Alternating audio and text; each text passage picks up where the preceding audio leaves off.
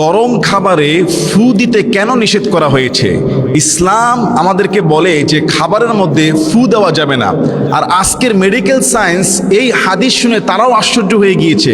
১৫০০ বছর আগে রাসূলুল্লাহ সাল্লাল্লাহু আলাইহি সাল্লাম কেন তিনি বললেন যে কেউ যেন পান পাত্রে ফু না দেয় এবং সেখানে যেন নিঃশ্বাস না ফেলে।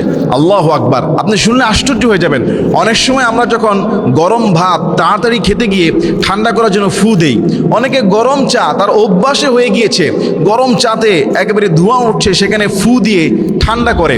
এরপরে আপনার গরম দুধ আমরা ফু দিয়ে ঠান্ডা করি।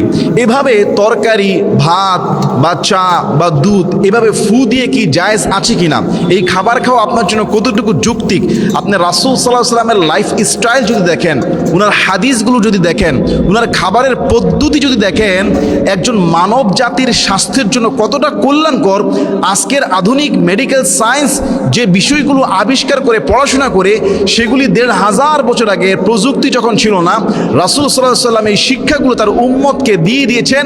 আর উম্মত সেই শিক্ষাগুলো মানলে পরে শুধু স্বাস্থ্যই ভালো থাকে না, তার একটা সুন্নতের সওয়াবও হয়ে যায়। সুবহানাল্লাহ। হাদিসের মধ্যে এসেছে রাসূল সাল্লাল্লাহু আলাইহি সাল্লাম তিনি বলেছেন